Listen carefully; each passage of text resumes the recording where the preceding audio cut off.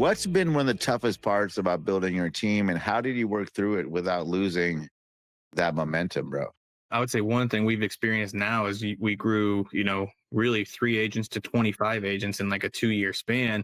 The kind of the OGs and the middle saga agents have a huge disconnect now. Like we grew too fast. They don't know everybody on the team. So we don't have all that buy-in anymore that we used to. It used to be like a family when people would say that, but they knew my vision. They knew the vision of being number one in Indiana, being number one nationally, and we're not doing that with 10 agents. As a leader, you're just like, well, you knew this was coming. Like, why aren't you guys all as plugged in as I am? Like, this is the growth of the team. So that's been a bump for me, is how to really keep belonging, like make all the agents feel like they belong in this organization, and believe in it as much as I do. That's been our biggest bump that we're facing right now. So what are you doing to get around that, dude? To overcome that? I just took the top 20% to a growth summit where they actually talked all about belonging. It was crazy that was what they were talking about while we were there. But like bringing them in to lead the team more, giving them some accountability groups, like actually having agents that report to them, letting them handle some of the trainings in the meetings, giving them leadership. And then, taking them to an event like that, they got VIP, they all got a copy of the book autographed by the author. So things like that's what I'm trying to do to keep them feeling like they belong here, because they do. Dude. So keeping a big team motivated and connected, like we just said, although this is a different question, isn't easy, especially when the market gets wonky. What do you do to keep everyone fired up and moving in the same direction, dude? Well, we're very transparent with like all of our numbers. So we do share P&L. We always have, our FUB scores up, and we always have our pending, active listing, and close like for the year. And we celebrate the wins. We celebrate the little wins. So somebody's first deal, somebody's first flip, somebody's 50th deal. Like we're trying to constantly show how new agents are thriving, how the OGs are thriving. And I always reiterate my goals and let them know how close we are. So if we're not number one in Indiana, they post it every month. I'm talking to the team like, hey guys, that's our goal. Like we didn't hit it.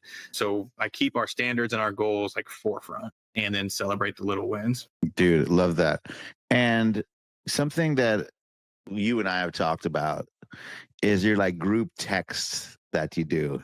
Dude, it's so unique and I like it so damn much. Can you share just the whole group text stuff that you do? Like, it's so good. Yeah, we have a group text, which it used to be really crazy and popping off all the time when there was like 10 of us. We got bigger now, so it's not as popping off as much, but we hold high accountability. There's jokes flying in there. It's a lot of fun. We do break it down into other group chats. So, you have an open house group chat, new listing group chat, but then there's the team group chat in general. And that's where, we kind of put people on blast sometimes. We celebrate people sometimes. It's a lot of fun in there. Good, good. And like, what's your mindset around that? Just be communicative and be direct, or what? There's a couple things of that too, because a lot of agents feel that they should just call me. Hey, I have a problem with this deal. I'm going to call Jeff. That's one way of doing it, and it's not the ideal way. And for many reasons. One is that you're probably not the only agent, especially when we're bringing all these new agents on, that are going to have that issue. So by not putting that question in the group chat, you take away from the people that also have it. You take away from the other agents that are going to, need to give answers back. Like my agents that would answer those would be gaining themselves by answering other questions. So when you kind of circumvent that, everybody loses. I'm not just saying I don't want to answer your questions. I do, and I do it often. But there's so many more people can win when it's in a public forum like that. Yeah, make it a coaching opportunity for everybody, right? And the other thing, like you said, let all the agents win. Like other people are going to have other experiences and perspective from those experiences that are also valuable. Oh yeah. Right? Like us team leaders, selling all these houses, we've seen a lot of shit, but we haven't seen all the shit. Every real estate deal can be very unique, as anyone listening to this podcast, and right, Jeff? I'm going through one right now. And then so with a new agent, and we had to initiate an arbitration. I've only been on the other end of that. I'd never had to initiate one. And then like I'm asking questions and then sending emails. And he was like, whoa, like, don't you know how to do this? I said, no, man, we're doing this together. Like this is all of our first times doing this, but I'm helping you. I'm asking the right people. I'm getting it done. But this is how you do that when you don't know. Yeah, dude, I've never had to initiate an arbitration on a deal. So yeah, that's super unique. Yeah. That's super unique. So for the other team leaders listening, Jeff, especially the ones who are in that valley of despair or growing but struggling phase that we all know super well, what advice would you give them about scaling without losing culture? Mm, KFR is the answer, so you got to do it. And then losing culture is the result of that at scale. So that is the magic thing, is to keep that culture in there. And I think it's through what I thought was just a group chat. I thought, hey, we had the group chat, we have the little outings as a team, and all those things are fine and dandy.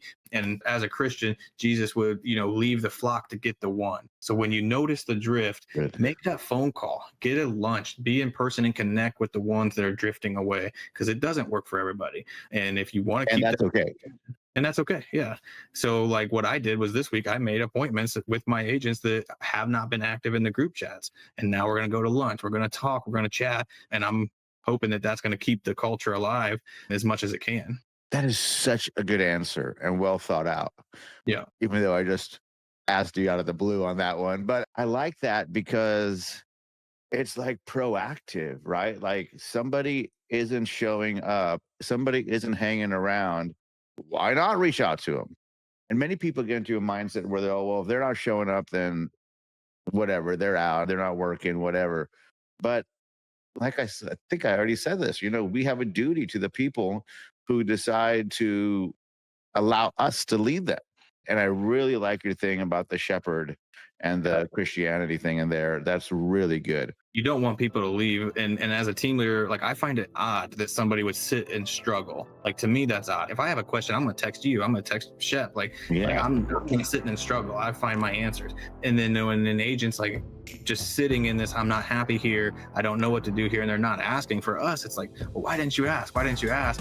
As a leader, that's an ignorant, standpoint, and you have to go and meet them. They joined your team. You have to go and meet them before, because they'll just leave. They'll be so fed up. You're never going to get that conversation. Hey, Jeff, I'm about to leave. I want to have this conversation. Like, that's not coming.